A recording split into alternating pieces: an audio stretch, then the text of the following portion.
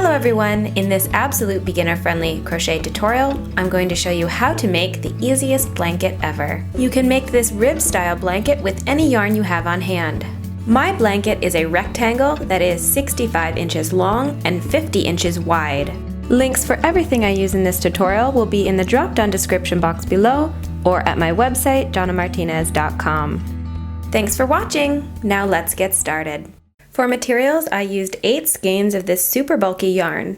That's 1,487 yards, or 1,729 grams. I am also using an L 8mm crochet hook, a pair of scissors, and a wool or yarn needle with a large eye. Now this blanket is a large rectangle, so what you're going to be doing is you're going to chain as long as your desired rectangle. Mine is 65 inches long. I chained 140. We will then work in rows until the blanket is of desired width. My blanket is 50 inches wide and I made 63 rows.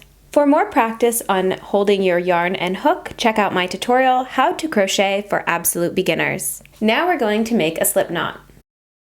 Wrap the tail around my first finger twice. I'm going to grab the tail of my yarn with my middle finger here, then take this back loop here and pull it up and put it onto the front of my finger. Then now what is the back of the yarn, I'm going to pull up, over, and off my finger.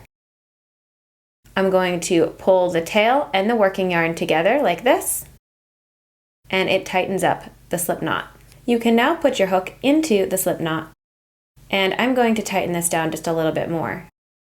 You want the loop just big enough so that your hook can go through the slip knot. Next, we're going to chain. Hold that slip knot with your thumb and middle finger. Then put your hook into the slip knot. Now we are ready to begin our chain. You're going to yarn over, so we're going to grab this working yarn here, and we're going to pull it through the slip knot. So with our hook in the upward position like this, you're going to rotate the hook away from you, then rotate the hook towards you, grabbing that working yarn. Once the hook is in the down position, you're going to pull it through the slip knot. So there we have chained 1. This loop on our hook never counts as a chain.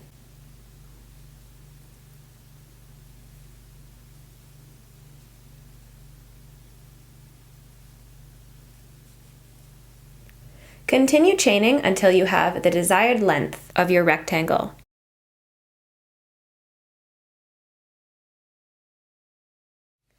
To count your chains, you can count these V's right here. For tutorial purposes, I have chained 16. In this pattern, 2 of the chains at the end are going to count as a turning chain. These are not counted as a stitch. Row 1, we're going to half double crochet into the 3rd chain from hook. To half double crochet, we're going to yarn over. I'm going to hold our loop here on my crochet hook with my first finger. Then I'm going to rotate my hook away from me, then rotate it towards me, and I have yarned over. Then insert your hook into the top loop of this first chain here.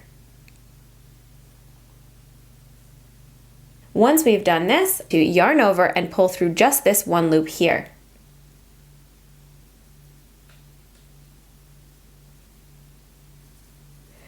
Now we have 3 loops on our hook. We're going to yarn over again and pull that through all these 3 loops.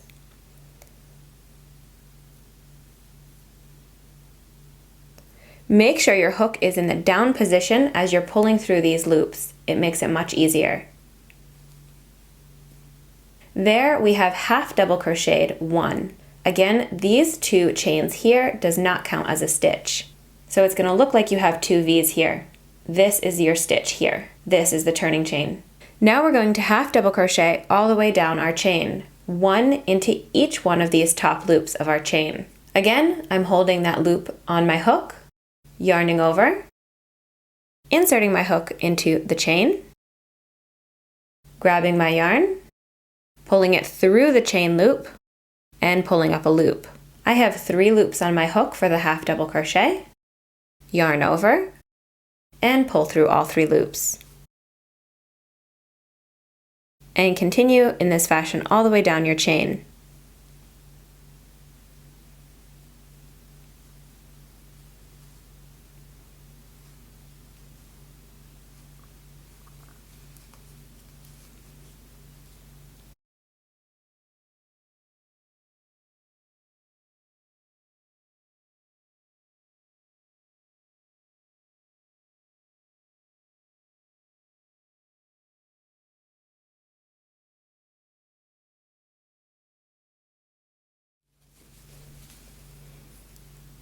Once we get to the very end of our chain, just place a half double crochet into the very last chain.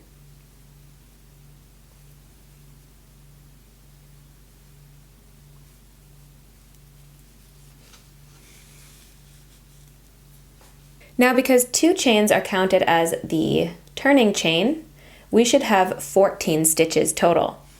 And you can look at the top of your work here and count your V's.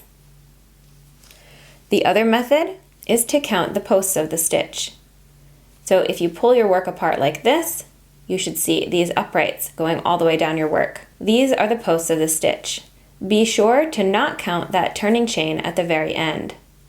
Row 2 is going to be the row that we're going to repeat until the blanket is of desired width, so as many rows as we like. To begin row 2, you're going to chain 2 and turn your work. Now we're going to half double crochet, back loop only, into each stitch. When looking from the top of our work, make sure these 2 V's here is from our chain. So this is going to be our very first stitch. If you're looking at it from the top, it's actually going to be the 3rd V down. 1, 2, 3. If you're looking at it from the side, it's going to be that space right there. Now to begin this stitch, you're going to yarn over. So place your finger onto that loop that's on your hook, then yarn over,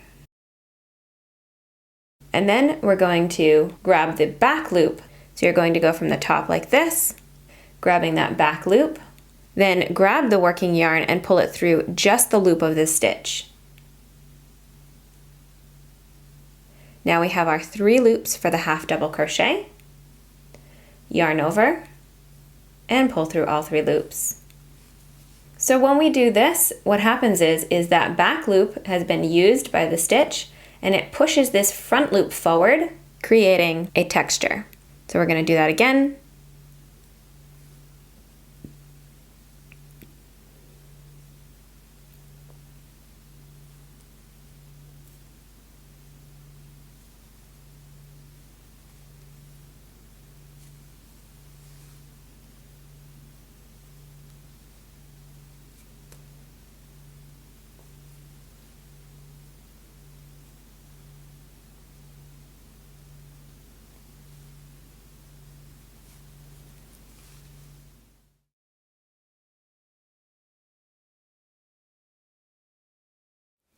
And as a quick note, before we go any further, you want to make sure that you have the same amount of stitches for each row. Otherwise, your blanket will have a wavy end.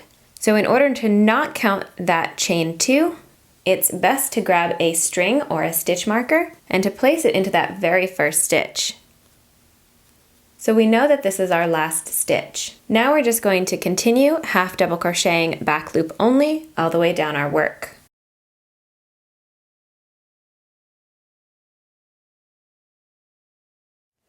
Here I am placing my last half double crochet back loop only into my last stitch.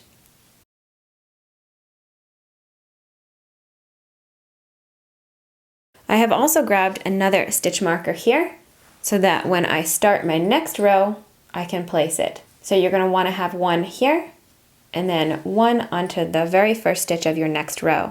So I'm going to repeat row 2, chain 2, turn, and then we're going to half double crochet back loop only into each stitch all the way across.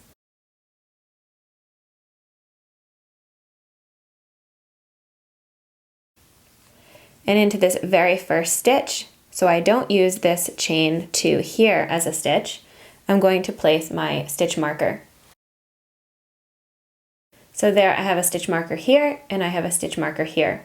When I get to the end of this row here and place my last stitch, I can remove this stitch marker and use it into my next stitch to come all the way back down here again.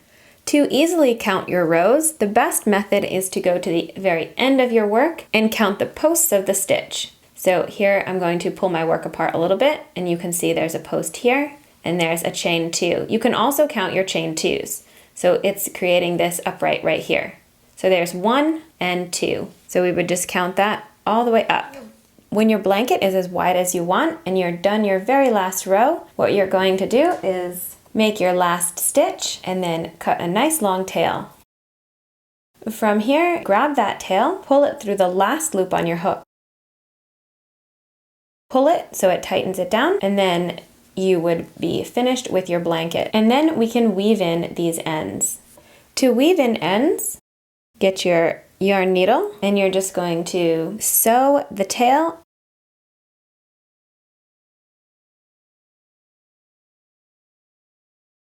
snip off the extra long parts of the tail.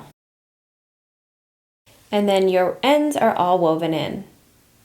To make blanket fringe, you can use a piece of cardboard or a book. My book here is about 6 inches wide. You're going to take your yarn and wrap it around the end of your book. Then, once it's wrapped, you're going to cut one end. Now we have 2 fringe ready for our blanket. To attach your fringe, make sure your yarn is folded over just like this. And then you're going to take your crochet hook and into the short ends of your work, you're going to insert your hook into the row end like this. Grab the loop from that fringe, pull it up, and then you can use your hook or you can use your fingers here like this and grab both tails through that loop. Pull it nice and tight, and then your fringe is all finished. Be sure to share this tutorial with all your friends. Thank you so much for watching, commenting, liking, and subscribing. Have a lovely crochet day, and I hope to see you again in my next tutorial. Bye!